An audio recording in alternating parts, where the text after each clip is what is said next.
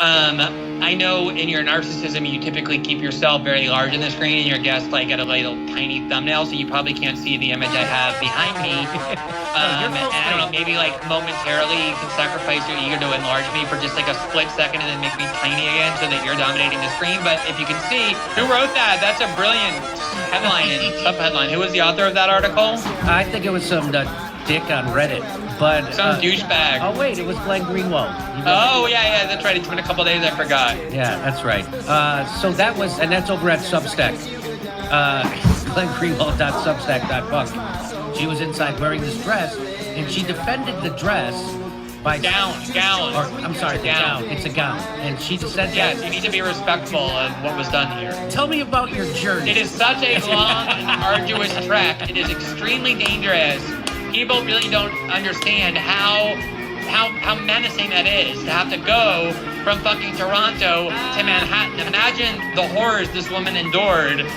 Yeah, you know, her name is Aurora James. She's like a famous designer. That's the designer of AOC's radical, subversive, revolutionary dress. And then of course, and I know this is shocking, it's so out of character for AOC, she went on to Instagram. She's like in this fucking, you know, like the most exclusive elite event that the, you know, darkest recesses of the capitalist brain has ever puked up in centuries.